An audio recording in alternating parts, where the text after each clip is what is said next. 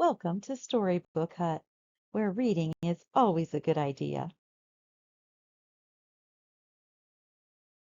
This book is called A Kiss Goodbye.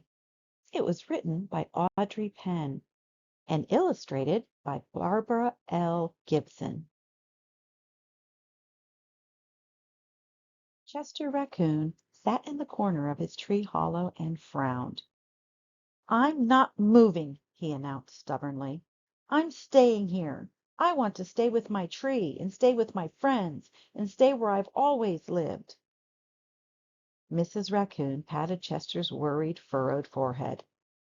"I understand how you feel," she told him in an understanding, motherly voice, "but I'm afraid we all have to move." "But I like it here," whined Chester. "It's my home." "It's my home, too," said Mrs. Raccoon, "and Ronnie's. And I know how scary it is to move to a new place. But sometimes, like when you started school and changed classes, you have to do things that are scary and hard at first. I know. Maybe you could think of moving as an adventure." Chester scrunched up his face and grumbled. "I don't like adventures. I had an adventure down at the pond and fell in chasing a frog. I had an adventure up a pine tree and got prickly pine cones in my tail.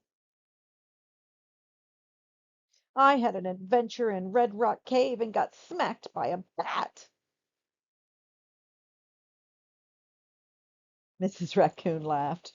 "Well, this will be a different kind of adventure. This time we'll all be together, you and me and Ronnie." Chester didn't budge. He just sat there with his arms folded and a stubborn expression on his face. "Why do we have to leave our tree anyway?" he wanted to know.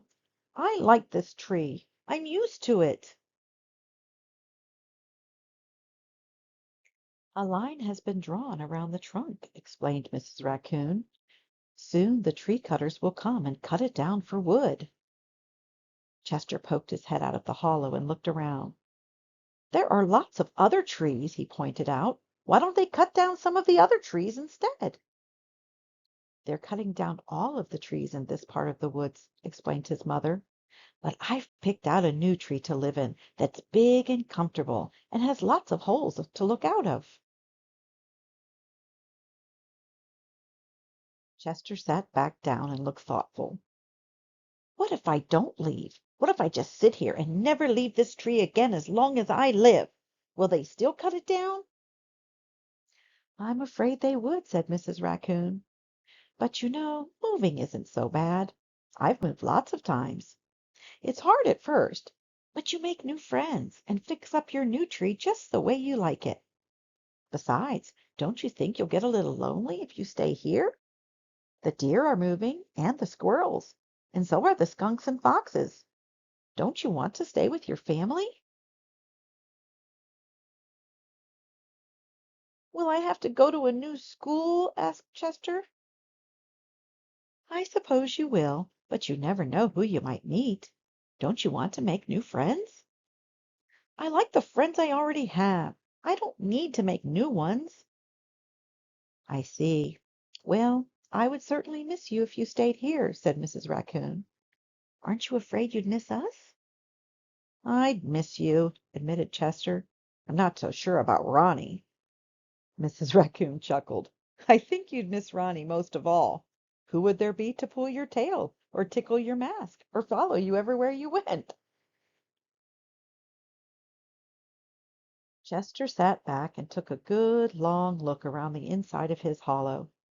He memorized its round shape, with its lookout hole just below the thick branches that housed bird nests and squirrels. Then he closed his eyes, pressed his palms to the wall, and felt the texture of the wood and bark, the smooth places and the rough places. When he opened his eyes, he reached up and broke off a small piece of bark from the wall and pushed it deep into his pocket. He put his face up close to the wall and breathed in the sweet scent of white oak. Next he gazed out the hollow. He wanted to always remember how it had looked. the way the stars and the moon shone between the branches, and the way the afternoon sun hit the leaves, turning them a fiery red in the fall. When he ducked his head back into the tree, he placed a gentle kiss on his palm and pushed it against the wall. "Good-bye," he told the hollow. "I'll miss you." When Chester climbed outside, he wrapped his little arms around the tree trunk and said good-bye again. This time a tiny tear rolled down his cheek. Mrs. Raccoon led Chester and Ronnie down the path the other animals had taken to the far end of the distant woods where they would soon be living. "You know," Mrs. Raccoon told Chester, "you don't ever have to forget your tree. You can keep it in your head and heart forever, just like it is today." Chester stayed quiet all the way to the far end of the distant woods. When he arrived at his new tree in the morning, he folded his arms and pouted. Mrs. Raccoon nuzzled him on the ear. "Why don't we all go inside and see how we like it?" Chester followed his mother and brother into the tree hollow and looked around. He reached into his pocket and fingered the small piece of bark he had brought with him. It felt good having a piece of his old home. "What do you think?" asked Mrs. Raccoon. "It's okay," said Chester. Ronnie looked up at his big brother, saw that he was sad, and climbed onto his lap. Reaching up, he pulled Chester's whiskers and tickled him under his arm. Chester couldn't help but giggle. "I miss my tree," he told Ronnie. "I do too," came a sweet voice from outside. Chester's ears perked up and he popped his head out of the hollow. There, standing at the foot of the tree, was a young raccoon just about his age. "Hi, I'm Cassie," said the young raccoon. "Who are you?" Chester ducked back down into the hollow and brushed back his ruffled black mask. When he popped his head back out, Cassie was still there. "I'm Chester," he said shyly. "Do you live here?" "I do now," said Cassie. Chester left Ronnie with his mother and climbed out of the tree and stood beside the pretty raccoon. His tiny pink cheeks plumped into a wide smile.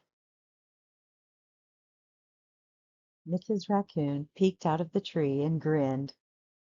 Placing a kiss in her palm, she showed it to Chester and told him to go play. Chester kissed the center of his palm and turned it toward his mother. "All right," he told her. "I'll stay." The end. See you next time at Storybook Hut, where reading is always a good idea.